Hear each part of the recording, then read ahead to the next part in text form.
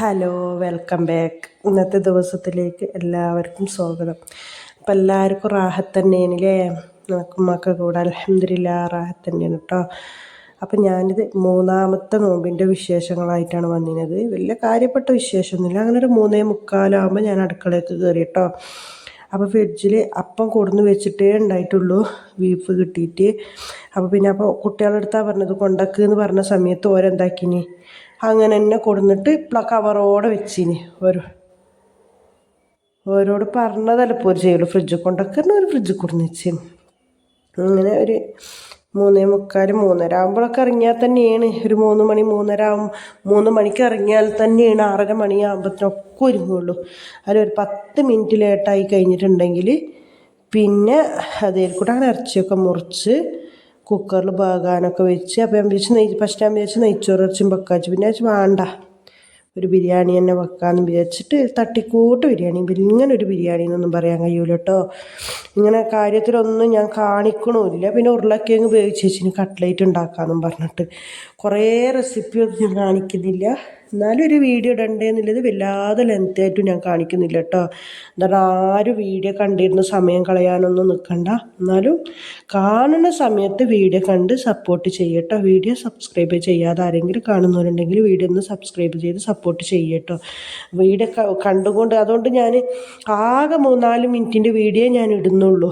വലിയ കുറേ ലെങ്തായ വീഡിയോ ഒന്നും ഇടുന്നില്ല. അപ്പോൾ എപ്പോഴെങ്കിലും സമയം കിട്ടുമ്പോൾ നിങ്ങളൊന്ന് വീഡിയോ കണ്ട് സപ്പോർട്ട് ചെയ്യും. അപ്പം ഞാൻ അതാക്കി ഒരു ജസ്റ്റ് ബിരിയാണി തന്നെ പറയാം. അങ്ങനെ നോക്കി മസാല ആക്കും പോലെ മസാല ആക്കി ഇത് കുറച്ച് ചെറിയൊരു ചട്ടിയിൽ ഒരു 2.5 ഗ്ലാസ് അരി ഇട്ടിട്ട് ചോറ് വെച്ചിട്ട് അതങ്ങ് ദമ്മിട്ട് കൊടുക്കുകയാണ് കേട്ടോ.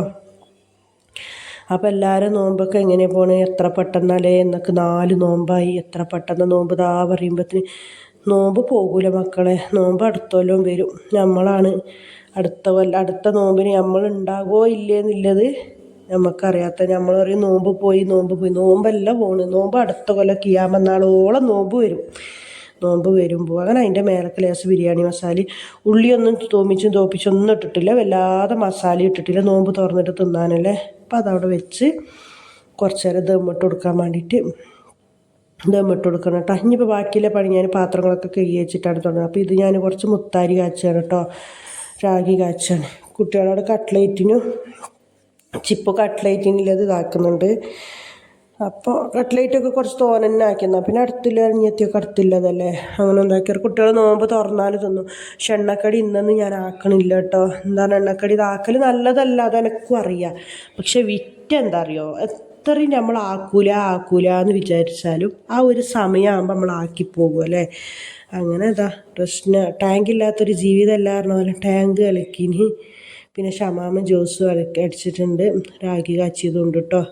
ഇന്ന് മുതൽ ഞാൻ വല്ലാതെ എണ്ണക്കടി 1-2 കുട്ടിയൊന്ന് നോമ്പ് തുറക്കുമ്പോൾ അതൊന്നും ആ ടേബിളും ഇല്ലെങ്കിൽ ഒരു പൊറുതിയേടാണില്ലേ. നമുക്കറിയാം എണ്ണക്കടിയൊന്നും തിന്നാൻ പാടില്ല നോമ്പ് തുറന്നിട്ടെന്ന് അറിയാം. അപ്പം ഇന്നത്തെ വീഡിയോ ഇത്രയേ ഉള്ളൂ കേട്ടോ. അസ്സലാമു അലൈക്കും.